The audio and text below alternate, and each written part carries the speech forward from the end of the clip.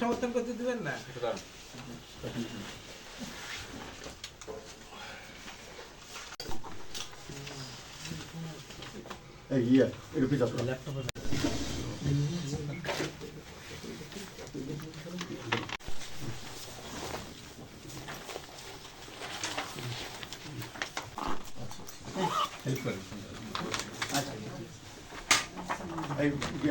হ্যাঁ হ্যাঁ ব্রিফিং দিবেন। আমি আপনাদের সাথে সম্পর্ক হয়েছে। হ্যাঁ যান বাইরে যান।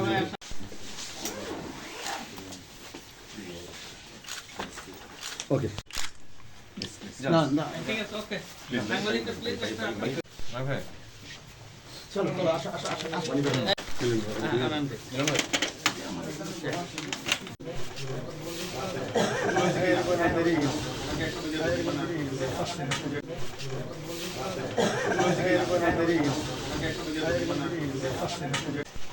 ওই কেসটা করতে হবে। আপনারা গেটের বাইরে যান নমনে হাইটে আসো আপনারা তাহলে তো ভালো হয়। আবার দাঁড়ান দাঁড়ান দাঁড়ান বাইরে নিয়ে যান একদম গেটের বাইরে নিয়ে যান। আপনাদের বাইরে গিয়ে করতে হবে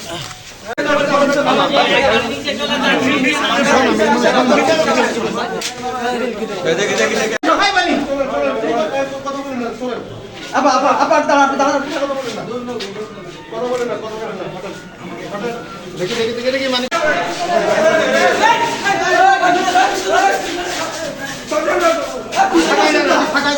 আর পিছনে আসেন না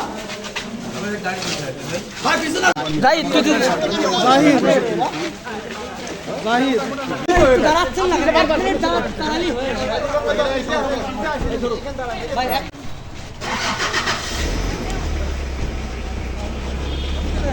এ জেল এই এই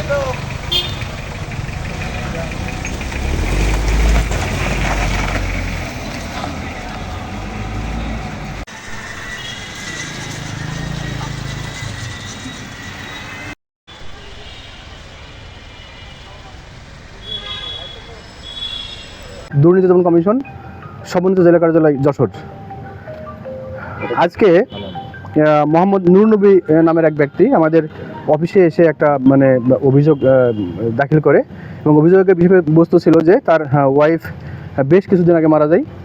তার ওয়াইফের হচ্ছে যে বেতন সমতাকরণ এবং পেনশন কেসটা জেলা প্রাথমিক শিক্ষা অফিসার যশোরে এরা মানে আটকে রাখা হয়। একইভাবে তার এক বন্ধু মারা গেছে, হ্যাঁ, তারও এই হচ্ছে যে পেনশন কেসটা হচ্ছে আটকে রাখা হয়।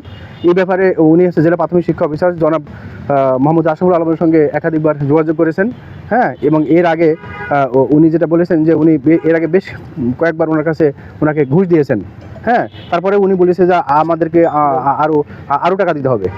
এইভাবে সর্বশেষে তার সাথে দফা হয় যে তাকে আরও 1,20,000 টাকা দিতে হবে। হ্যাঁ, এখন এই মোহাম্মদ নূর নবী এই টাকা মানে খুব কষ্ট করে গুছিয়ে এর অন্যায়ের বিরুদ্ধে প্রতিবাদের করার জন্য উনি আমাদের দুদক অফিসে আজকে যোগাযোগ করেছে এবং আমরা দুর্নীতি দমন কমিশন প্রধান কার্যালয় থেকে আমরা অনুমোদন নিয়ে আমরা হচ্ছে আজকে একটা ট্র্যাপ কেস করি। ট্র্যাপ কেস বলতে আমরা ট্র্যাপ পরিচালনা করি। এই ট্র্যাপে আমাদের দুদকের একটা টিম অংশগ্রহণ করে এবং আমরা এই ট্র্যাপটা করার জন্য আমরা তার দপ্তরের বিভিন্ন জায়গাতে মানে উৎ পেতেছিলাম। তারপরে যখন হচ্ছে যে এই অভিযোগকারী নূর নবী 1,20,000 টাকা নিয়ে গিয়ে জনাব মোহাম্মদ আশরাফুল আলমের জেলা প্রাথমিক শিক্ষক যশোরের কাছে উনি দেন এবং এইটা হচ্ছে যে উনি নিয়ে ওনার ড্রয়ারে রেখে দেন। সঙ্গে সঙ্গে আমাদের টিম গিয়ে হাতে নাতে তাকে এই টাকা সহ গ্রেপ্তার করে আমরা অলরেডি মামলা দায়ের করেছি এবং এখন আমরা তাকে মানে আইন অনুসারে এখন আমরা তাকে থানায় সোপর্দ করব।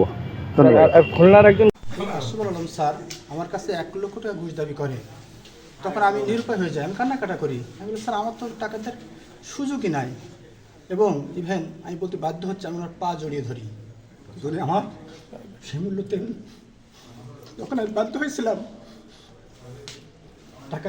টাকা দিব। এরপরে এখানে আসলেন, এর আগে ওহিদুল আলম স্যার ছিলেন, উনি নভেম্বর মাসের 2 তারিখে যশোরে আসছিলেন। ওই দিন আমিও এখানে চলে আসি, স্যারের কাছে টাকা দিব বলে আসি। তখন স্যার বললেন, এখানে আসার পরে ওনারা দুজন ভিতরে আমাকে ভিতরে ডাকলেন, তো বললেন যে ওহিদুল আলম স্যার বললেন এখন উনি খুলনা ডিপিও, এখানে ডিপিও ছিলেন, তো বললো টাকা ছাড়া কোনো কাজ করবে না। আমি এর আগে ওইদুল আলম স্যারকে একবার 1 লাখ টাকা দিয়ে আমার একটা কাজ করাইছিলাম। তাহলে সেই লোকটা ওনাদের কাজ করছে, যেটা তো একটু ভয় দিলে একটু কিছু করলে টাকা পাওয়া যাবে। তখন আমি বাধ্য হয়ে ওই স্যারের উপস্থিতিতে আমি 50,000 টাকা দিলাম। আজকে কি হয়েছে, আজকে কি হলো? এরপরে ওই যে 50 আমার বন্ধুটা ফাইল আছে, আমার বন্ধু মারা গেছে 15 সালে, 19 সালে তার ওয়াইফ ফাইল প্রস্তুত করেছে পেনশনের, সেই ফাইলটা আজও প্রস্তুত হয়নি, পড়ে রয়েছে। আমি স্যারকে রিকোয়েস্ট করলাম যে স্যার আমার ওই ফাইলটা ছেড়ে দেন, বলে ওখানেও 1 লাখ টাকা লাগবে, তা 2 লাখ টাকা, সেই টাকা আমি 30,000 টাকা দিলাম। তাহলে আমি 80,000 টাকা অলরেডি পেড করে দিয়েছি। আপনাকে আরও যে 1,20,000 টাকা বাকি আছে সেটা দিতে হবে, কিন্তু আমার তো সামর্থ্য নাই। আমি বাধ্য হয়ে সেই 1,20,000 টাকা জোগাড় করে আমি আইন কর্তৃপক্ষের কাছে আমি স্বর্ণাপন্ন হয়েছি এবং আজকের পরিস্থিতি এই পর্যন্ত। এবং আজকের টাকা দেওয়ার কথা ছিল, আমি সেই টাকা স্যারকে দিয়েছিলাম 1,20,000 টাকা। সেই 1,20,000 আমি স্যারকে দিয়েছিলাম, স্যার নিয়েছিল, তারপরে অভিযান হয়েছে।